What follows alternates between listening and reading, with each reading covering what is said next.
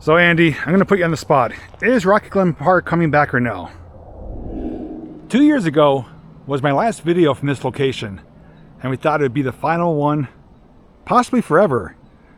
But we are back once again at the famous Rocky Glen Park right here in Moosic, Pennsylvania. Joining me today is Andy of the Rocky Glen Park Memories Facebook group. Hello everyone. And we have been given special privilege to be here because a lot of things have taken place since our last video. We're going to show you a few areas of the park because some changes have been starting to take place. We have a little bit of information we can share with you, and also let you know what possible potential plans might be in the future, and something coming up later this year that you could possibly partake in as well. So if you want to see this and learn a whole lot more, you know what to do. Just come along with us.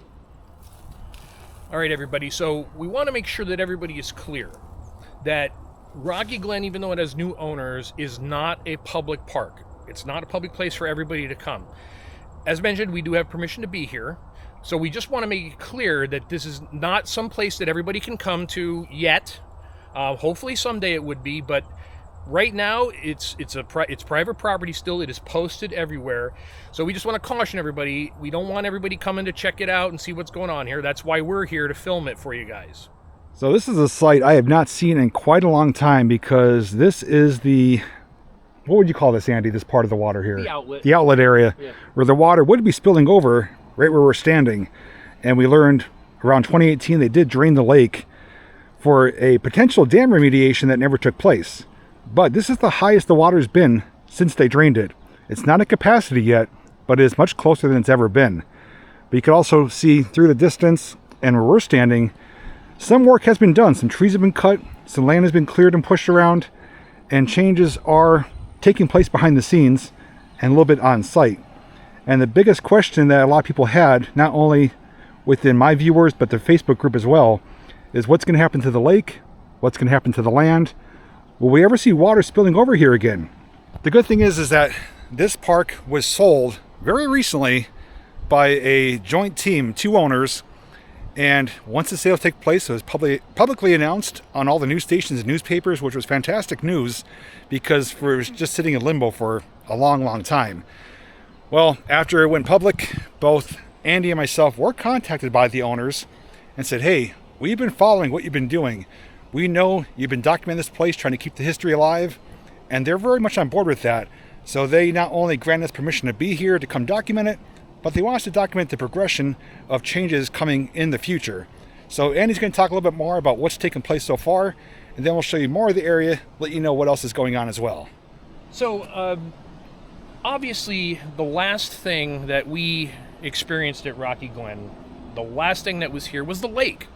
The lake, unfortunately, because of safety reasons, had to be lowered because the Division of Dam Services says this spillway here is not adequate by today's standards. Now, back in 1902, when this was built by E.S. Williams, it was a standard way they built dams, but it doesn't have an extra spillway in case it was to be overtopped. Now, in history, there's been no significant overtopping of this dam at any point, even during like Agnes and significant hurricane events.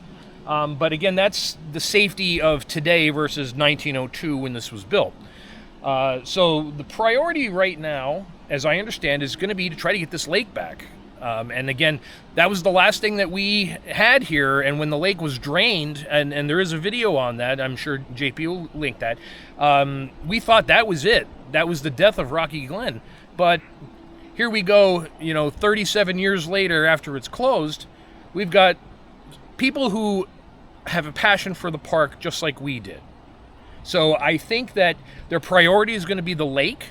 I mean, that's the most obvious thing that's got to be replaced. The dam needs to be remediated in some fashion, maybe even rebuilt, or another one put in front of it to make sure that it has no safety issues. And then to bring water back. I mean, water is the most basic thing that in the early 20th century that drew people to parks, was swimming, ice skating, fishing, the basics of almost a state park. So I think you're going to see something like that first. They're going to get the water back up and get the water flowing too. Water looks a little green. right now because I don't think it's flowing as freely as it used to back in the day. But that could be easily remediated by having the water start flowing again. So I think priority number one is fixing the dam and getting the lake back up to beauty. Also want to share too, I'm sure Andy could agree, is that when we made our last video here 2 years ago, we honestly thought, that's it. Rocky Glen's on the market, potential buyers are going to come in, and it's going to be transformed beyond recognition. A data center or something silly. Housing, warehousing, data center, so on and so forth. But the fact that we're here today, 2026, not only with permission, but to know that, hey, there's some plans in the works for this place, not necessarily coming back to what it once was, but at least going in the direction of what it once was. Now, if you do remember, which I've showed in previous videos, in order for them to drain the lake, there was a pump or valve house on the other side of this wall made out of stone. They deconstructed it. The valves are still there, and they opened them up, and the water was actively draining right down through here. The holes of the pipes are still there, but most likely plugged up. They're not flowing nearly as fast or as clear as they once were. So this post here has 2 openings, I believe, with grates in front, and with the different weather conditions and debris, most likely are pretty much clogged up, about probably 75% of what they once were. But the water has risen significantly. This is the highest it's ever been since they drained it almost a decade ago. And where I'm walking, normally we'd be underwater, obviously. And also, you may remember years ago, I snorkeled this lake, starting over by the dance hall and Sandy Beach area, coming through the connection outlet and snorkeling all the way to here. And that was something that was pretty incredible because you got to see a glimpse of what was underneath the water. And once they drained it, we even learned a lot of things were tossed in the water, including ride vehicles. We found coaster chassis and pretzel car chassis, even maybe a bumper car as well, that was submerged, buried in the sediment. So this place has a lot of history tied to it, but to know that this lake and most likely the spillway dam area is not going anywhere. It's going to be rectified and operating as it once was. So that's great news for not only people who are fond of this park, but people who may potentially come here in the future.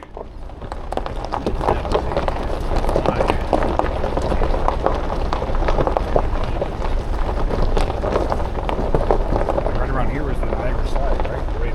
Yeah. I actually have on my phone, I can actually tell. We're now further into the park, back in that direction is where we were, near the outlet dam spillway area. And between here and there, you can see a lot of clearing has been done. They do have heavy equipment on property. And the thing I noticed, or I spotted instantly, is like, wow, so much more is visible than has been in decades because nature has been reclaiming. And you could see a few things like the pathway there where the train ride used to go, over near the $1 Million Coaster. And they put some gravel in here to smooth it out because it was like a war zone trying to walk or drive through here.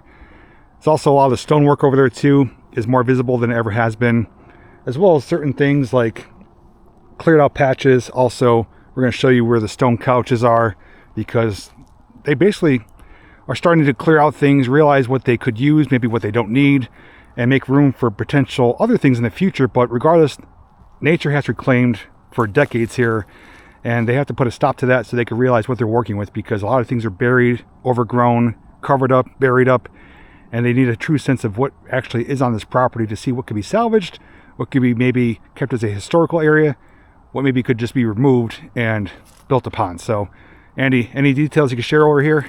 Obviously, this it doesn't look like anything like we remember as, back in the day. As before we went on camera, we were discussing where the train used to go, and it used to go right here, but you can't see the path anymore because there's been some construction. And I was just saying that there's a part of us that say, we can point to a foundation and say that was the Swiss cottage, and it's like, but there's also that part of us goes, but it's been gone for 37 years. Does it really matter if it's been cleared?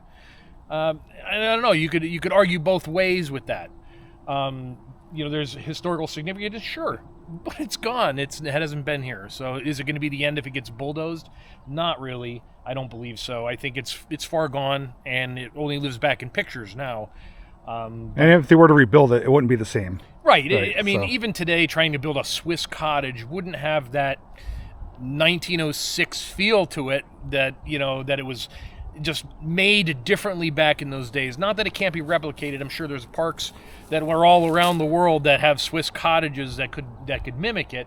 But I think there are some things that are left that should be left in history, and maybe the Swiss cottage itself should be. So with the recent clearing we were just talking about, I happened to make a really random discovery. We were walking over here. I just happened to glance over and saw this piece of wood here, thinking, wonder what that is. It looks like it's uncovered. Now I did move it, but it's in the same spot as to where I found it.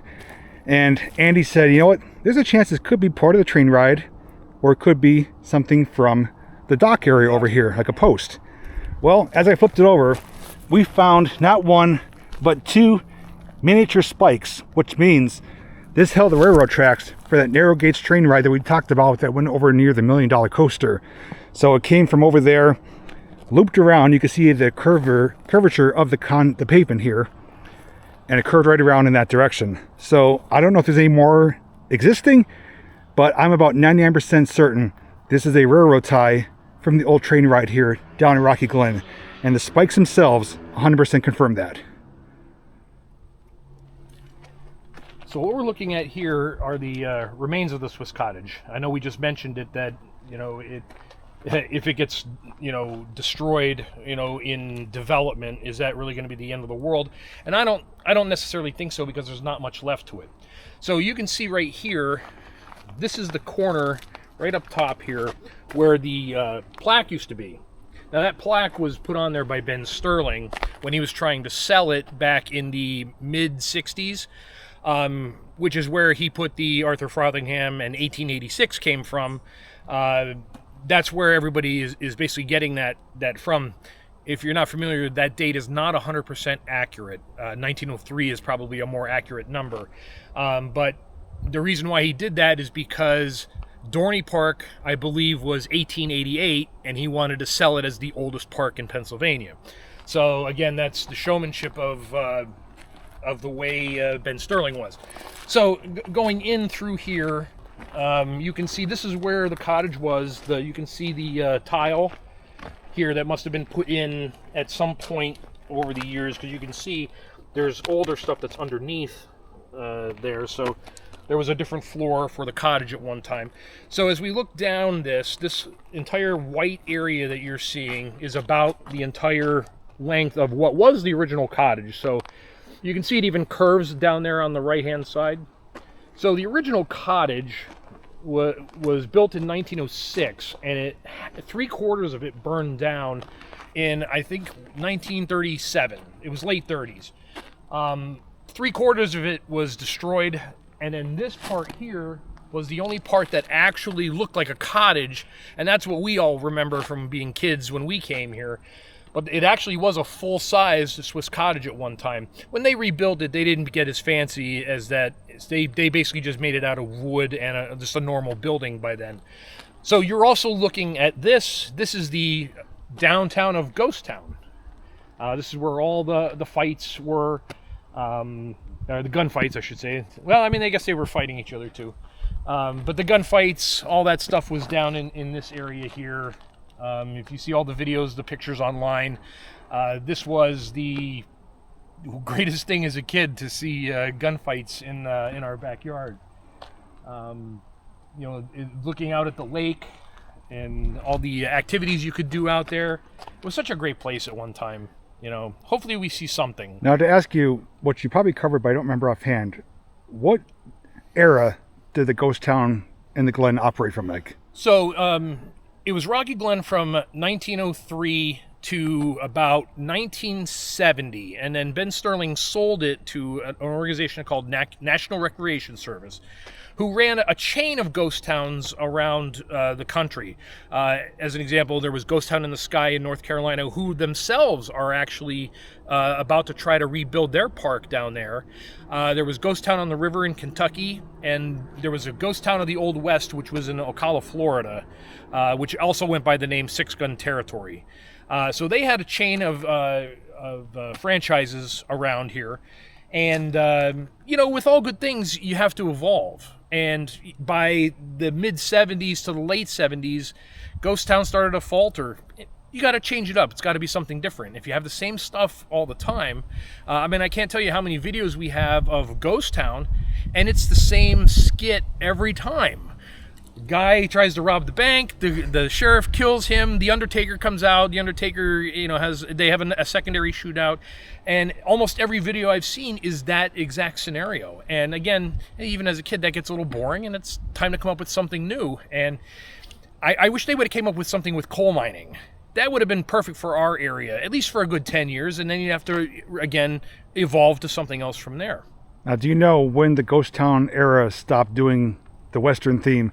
Was the facades and buildings still here up until closure? Yeah, they never really redid the facades. They basically stayed here until the closing. Okay. Now, Ghost Town is a name. It changed to Ghost Town Park, I think it's 79 till about 82. And then from 83 on, they went back to Rocky Glen because Ghost Town, I believe, was copyrighted and they couldn't use it anymore. I think that's how it went. So they decided to go back to Rocky Glen. But down here, the facades really stayed the same. They really didn't change them that much from what they used to be from the 70s.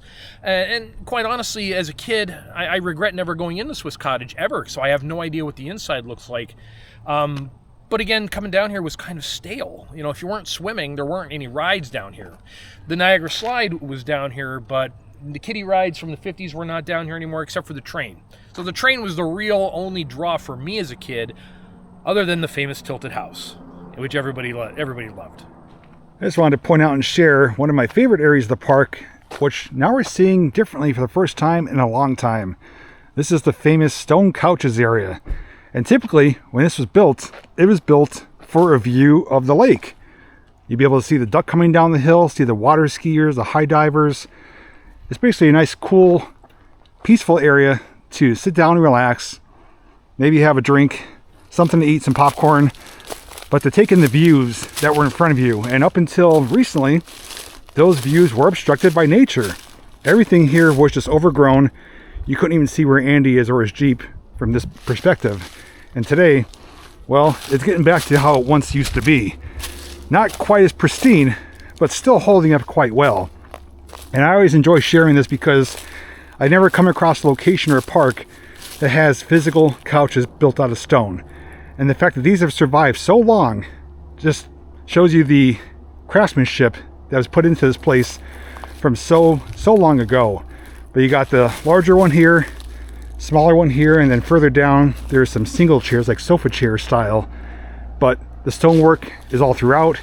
You got a lot of shade here, more additional stonework coming down. But if we were to sit down here on the couches, you'd have this view, just not as obstructed as it is today, but better than it used to be from a long time, ever since the park closed down. Nature reclaimed, but this area has always interested me. I've always loved sharing it, taking pictures on it, and just bringing people here when I gave tours with friends or with Andy when we had the group tours. This is always one of our designated stopping points because you can't really see something like this anywhere else. We've now driven up the hill past the stone couches to the upper or main part of the park, where you would find the jet coaster and other rides of the area. Certain areas are cleared out, some are still overgrown, as you can see behind me here, but Andy located a couple key areas where a couple rides used to exist. I'm gonna let him tell you about them right now. So what you're looking at are pieces of the jet coaster. The jet coaster was essentially in this area right here. We're standing up just about exactly where the scrambler was. So everybody can remember the scrambler was right next to the coaster. And you know, this area used to be very open at one time. There weren't so many trees here.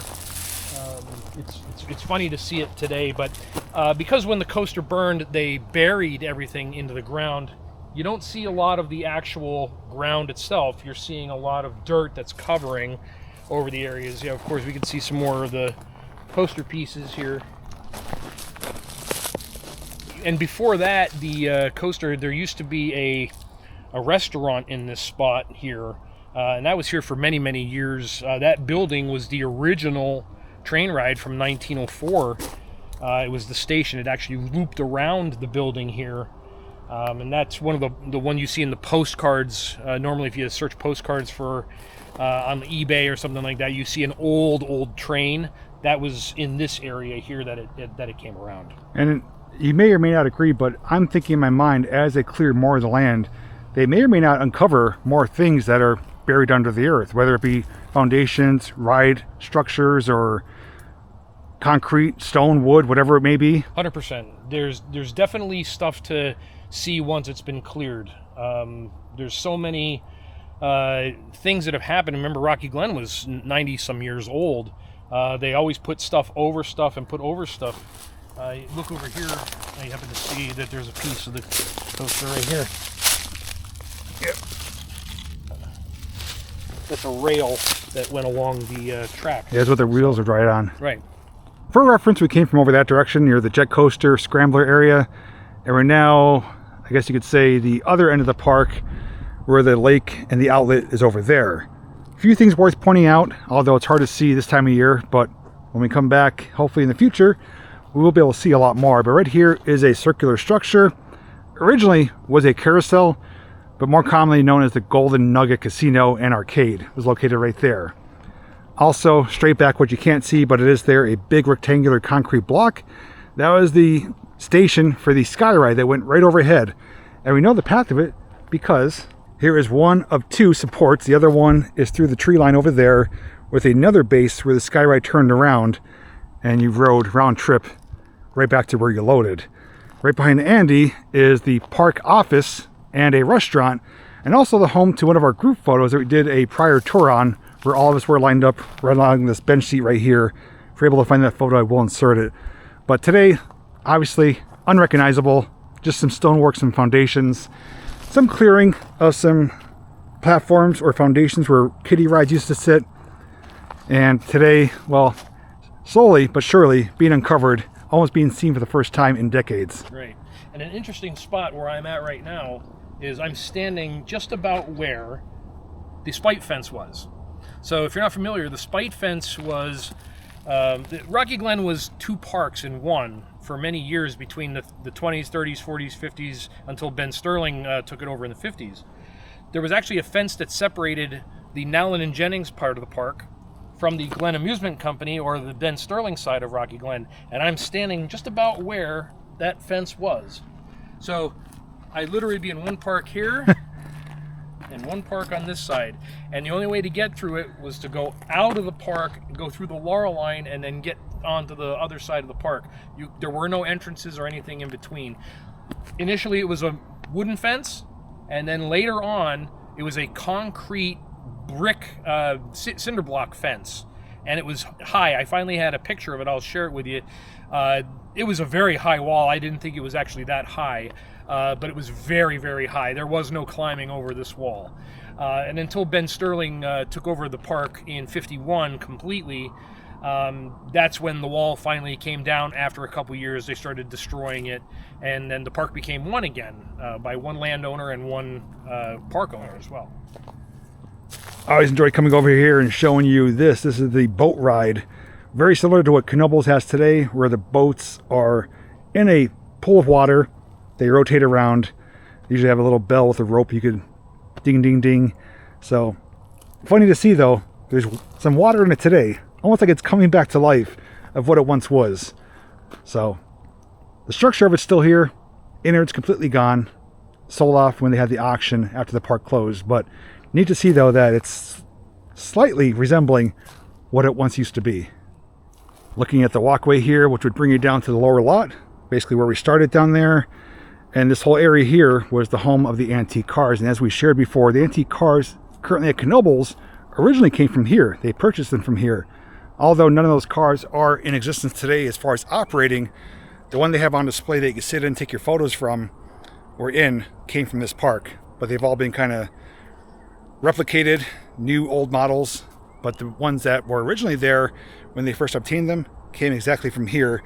And when you are here, if you look in the right areas, you could see the pathway where they rode on, and certain areas have the rail still in place where those center wheels rode on it so you didn't veer too far off track, and the loading station platform is right behind Andy. But the question I want to ask Andy, which is on everyone's minds, including myself, is Rocky Glen Park coming back? What do you think? Well, I've always maintained that I don't think we'll ever see a return of Rocky Glen to its glory in even the 50s. It's not overnight, certainly. I think that Rocky Glen, if it becomes anything, should be a return to what it originally was. It was a state park with some amenities to it. And I think that's probably the best path to go. I don't know what the plans are for the owners. I swear to God, there's nothing set in stone to what they're going to do that I know. Except we know the lake is not going anywhere. The lake is the only thing that they're definitely going to do. That was in the paper. So they are going to remediate the dam in some fashion, maybe build a new one to bring the water back. But what does that bring you back? Fishing or anything like that? Do I think we'll see something that everybody can enjoy? I do. I'm hopeful. But in the end, it is what it is, whatever it becomes, whatever gets torn down or removed. But I think that in the big picture, when you look back in history, I hope that 30 years from now, history looks back and says the Conti family and the Walsh family were the ones who saved Rocky Glen. And hopefully history will remember them in the same breath as Sterling and Frothingham. That's what I hope for. With that being said, this is the first video in 2 years, and the first video that wasn't supposed to happen, but we are here documenting it, hopefully one of many to come. First, a special thanks to the owners for not only purchasing this place, potentially giving it a new second life, but for allowing both Andy and myself to be here and to share what we can, show you what's existing today, even showing you some new things for the first time that have been uncovered, unearthed by heavy equipment. So for me, it was rather exciting to be here to see certain things I've never seen before, even though I've been coming here since the late 80s. So for me, it was almost like a first-time visit in a long, long time. I also do want to thank Andy for joining me as well, because without his knowledge, his insight and expertise, I'd be kind of rambling, babbling, guessing and assuming what everything used to be. But by all means, check out the Facebook group that he's the owner of, the admin of Rocky Glen Park Memories. I'll link it down below. How many members currently? We got a recent surge with Rocky Glen being in the paper. We're at 25,700, which again pales in comparison to a lot of things. But when you think about it, this park's been gone for 37 years, and there are local businesses that don't have 1,000 people that follow them. Also, I'd like to mention that now that we've got new owners, maybe, just maybe, we'll have another tour in November. If you're up for it. If your watchers are up for it. That's something that we never thought would happen again either. Right. But if we can make that happen, I think I'm on board with that. So, no promises, but maybe we can make that happen. So look towards October, November in that window. We'll try to see if we can get something worked out. And if that does happen, by all means, definitely keep tabs on the Facebook group. Also, I'll share it on my social media as well, my YouTube channel. If that does come to fruition, it will be open to the public in some form or capacity where you'll be able to walk the grounds with us and be able to see firsthand what used to be with visual and verbal confirmation. Otherwise, thanks so much for coming along, for joining us for a unique, fresh look at the old but potentially new Rocky Glen? Question mark? We'll see. Time will tell. But anyways, take care. Thanks for watching. And as always, we'll see you in the next video.